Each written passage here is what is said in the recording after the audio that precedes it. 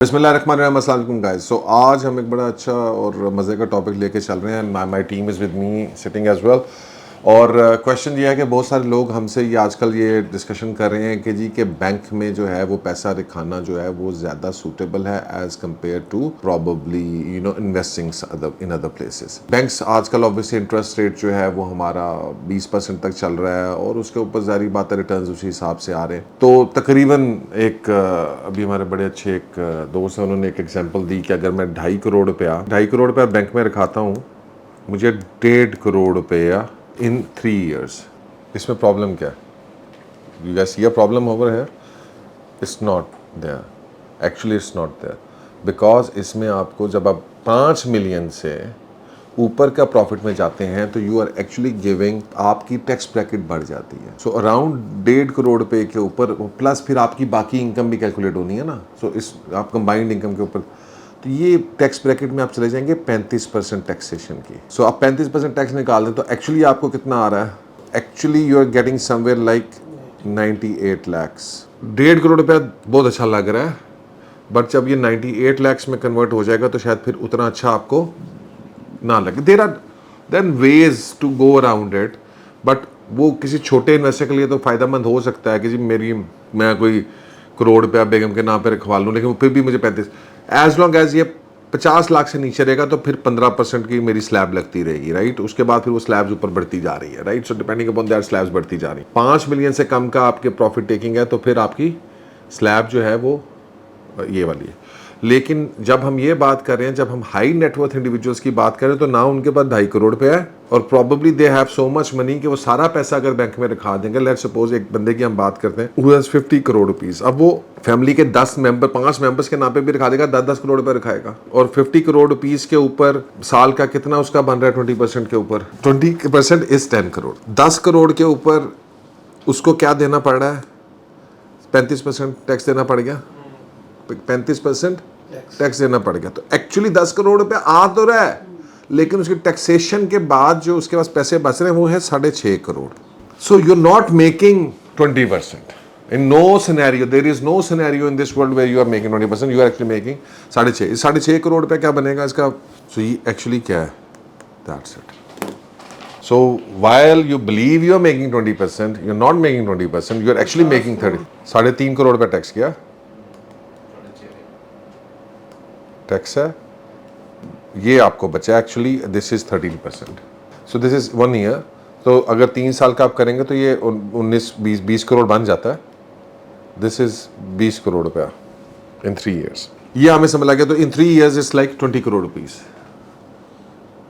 अब now you guys no कि I just made a proposal जिसके अंदर मैंने कितने पैसे इन्वेस्ट किए हैं अब इस कंपैरिजन के अंदर, and you know how much money I am making with only investing. ये कितने 50 करोड़ लगा के आप कितने कमा रहे हैं? And if I give you something कि जिसके अंदर जो है वो अच्छा 7 सालों में ये कितना हो गया, just for the sake of एक जनरल हम उसको कंसेंसस में कर लेते हैं। 3 साल में ये हो गया ना, अगले 3 साल में 20 हो गया, 40 हो गया, 40 प्लस 46.5 हो गया ना तकरीबन। In 7 years you are technically 7 years का इसलिए मैं कर रहा हूँ because I compare that comparison जिसमें 7 साल के ऊपर हमने काम किया हुआ है। तो उसके ऊपर हमें पता है कि 7 साल के अंदर हमारी क्या वो रिटर्न्स आ रही हैं। एक real estate investment is just a proposal. I mean obviously इसके अंदर the good thing about this is कि this is confirmed, this is 100%। In 7 years I mean at this point in time you will be probably almost have taken 100% of your return back. 50 crore रुपए का return out for 6.5 आपको वापस आ चुका है cash में, net में, taxes cut के, सब कुछ कट के। You have now you are worth 96.5 crores for example। Interest rate भी डिपेंड करता है ना, वेरी कर सकता है। वेरी इंपॉर्टेंटली वो तो करेगा और वो आगे करने जा रहा है, but lot of people don't believe. लेकिन मैं हाइपर एक आप समझ लें कि जनाब अगर आप ये बिलीव कर भी रहे हैं कि जनाब ये रहता है ये इंटरेस्ट रेट, पहली बात तो ये कि रहना नहीं है। ऑलरेडी बैंक्स के साथ ये बात हो चुकी है। येस यू नो 2-3 महीने रहे, 6 महीने रहे, 5 महीने रहे, ये आगे 5-6 महीने से ज़्यादा इसने चलना नहीं है। इस साल से बात तो बिल्कुल नहीं है, but for 1 year yes you can keep it, for 3 years तो आप कीप नहीं कर सकते। ये तो एक और डायनेमिक में आप चलेंगे ना Qasim, which is a good one. तो लेकिन पॉइंट ये है कि इस वक्त बंदा जो सोच रहा है कि यार ये अगर रहता भी है, लेट्स सपोज ये 3 साल हम कहते हैं जी कि रहता है, ये भी सपोज ही हो गया ना, और इसी को हम सपोज रियल एस्टेट के साथ कन्वर्ट कर लेते हैं। अव्वल तो ये नहीं रहना, अदरवाइज तो अगर हम इस तरह से कैलकुलेट करना शुरू कर दें कि ये साल के बाद जो है तकरीबन ये 14-15% पे आ जाता है और उसके बाद फिर अगले साल में ये 12-13% पे आता है, विच इज़ यूजली देर पाकिस्तान में 13-14% एवरेज रहती है। तो ये अगर उसमें आ जाता है तो फिर तो ये रिटर्न रह ही नहीं जाता, फिर तो ये आ जाएगा 50 करोड़ पे अगर आपने लगाया और 3 सालों के अंदर अगर आपने एवरेज आप 15-16% की निकालेंगे उस हिसाब से, अगर जो सपोज रहा है कि जनाब बाकी 3 सालों में आप कितना कमाएंगे, ये तो हो गया सपोज्ड या ऑन द पॉजिटिव साइड के जी के 3 साल जो है 20% रिटर्न ही रहता है बैंक्स के इंटरेस्ट रेट के ऊपर। अब एवरेज आउट आप कर लें 15-16% के ऊपर, तो 3 इयर्स में actually this is what you are seeing. Actual जो अगर रियलिटी बेस हम कैलकुलेशन करें 15-16% की एवरेज के ऊपर, तो 15 करोड़ पे आपको बचेगा on an investment of 50 crore, right, after your tax deduction and everything. So that's the truth of it, right? Most of people don't miss out. Bankers भी जो है ना, वो भी सबसे बड़ा तो दुनिया में फ्रॉड ही बैंकर्स का ना, सबसे ज़्यादा दुनिया में ये जो बैंकिंग निज़ाम है, सब 20%, भाई 20% is coming but 20% is taxable. 20% के ऊपर आपने टैक्स देना है और वो टैक्स की ब्रैकेट आपकी आ रही है, the bigger investor you are, उस हिसाब से आपकी वो टैक्स की ब्रैकेट जो है वो बढ़ रही है और ज़्यादा हो रही है। लेट्स कम टू दिस, यही 50 करोड़ रुपया फॉर एग्जांपल, और 2.5 करोड़ रुपये का भी हमने कैलकुलेट किया था, राइट? तो 2.5 करोड़ के ऊपर हमारी क्या बन रही थी, 1.5 करोड़ रुपया, ठीक है जी, 3 सालों का, राइट, 50 लाख रुपया आई है। एक्चुअली हमें 98 लाख बच रहा है। मेरा सिर्फ सवाल ये है कि जी 2.5 करोड़ रुपया आप सब लोगों से अगर आप इस वक्त रियल स्टेट में इन्वेस्ट करें, 3 सालों में आप क्या रिटर्न एक्सपेक्ट कर रहे हैं? For the sake of argument discussion हम एक बात करते हैं कि 2.5 करोड़ रुपया अगर आज के दिन मैं इन्वेस्ट करता हूँ 66 के अंदर, जैसे बिल्डिंग वी हैव, हमने 2.5 करोड़ रुपया उसके अंदर इन्वेस्ट किया, आज उसकी वैल्यू है, ये टॉप ऑफ द लाइन, हमने उसमें एक बेड का अपार्टमेंट ले लिया जो है नहीं 2.5 करोड़ रुपये का, 2.25 का है, बट 2.5 करोड़ का कर लो, ठीक है। उसका 3 साल का, क्योंकि हमने अपफ्रंट दे दिया, हम उसका करेंगे कि हमसे रेंट आना शुरू हो गया।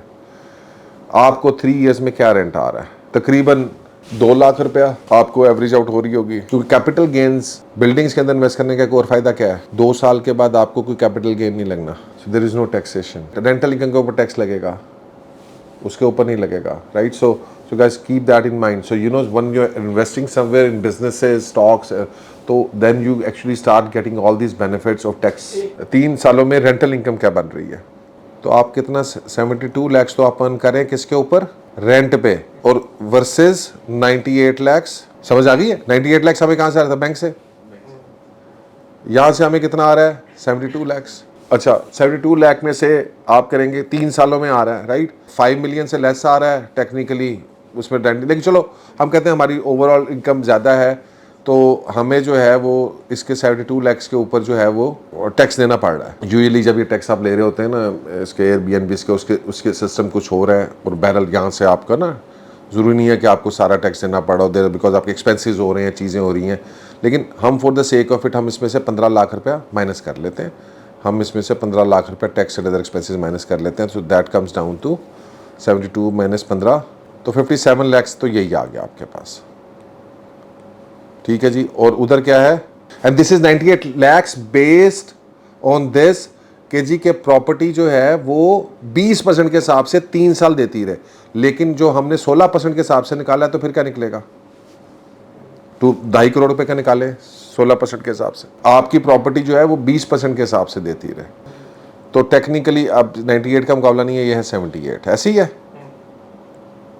तो एक्चुअली 57 वर्सेस कितना फ़र्क है, 20 लाख रुपए का। दैट मीन्स कि अगर आपके इस अपार्टमेंट 2.5 करोड़ रुपए वाला सिर्फ 2.7 करोड़ का हो जाए, तो you are beating the bank. 3 साल सिर्फ 2 मिलियन, सिर्फ 2 मिलियन।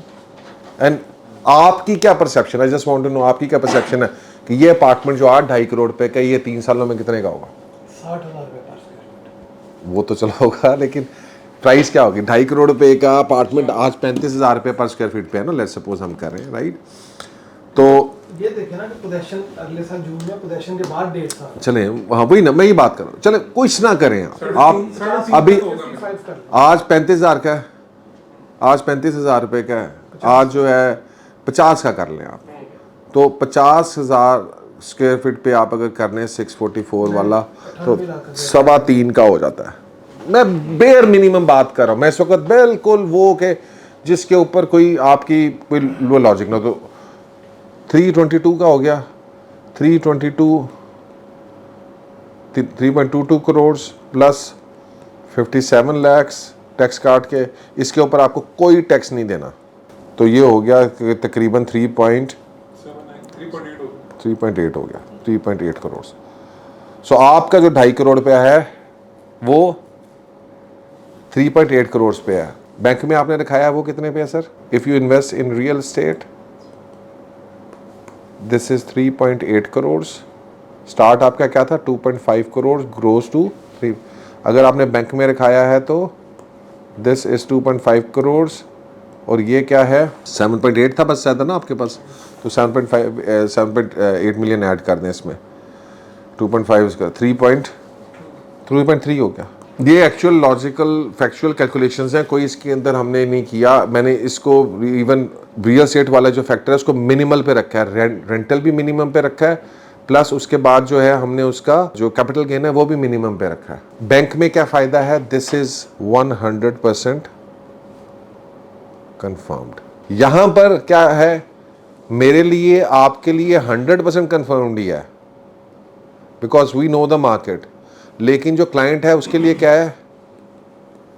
50-50, बिकॉज उस बेचारे को नहीं पता। जब आप ज़्यादा पैसा कमाना चाहते हैं ना तो फिर आपको ढूंढना पड़ता है, रिसर्च करनी पड़ती है, वो आप पैसा इसलिए नहीं तो easy money is always this ना।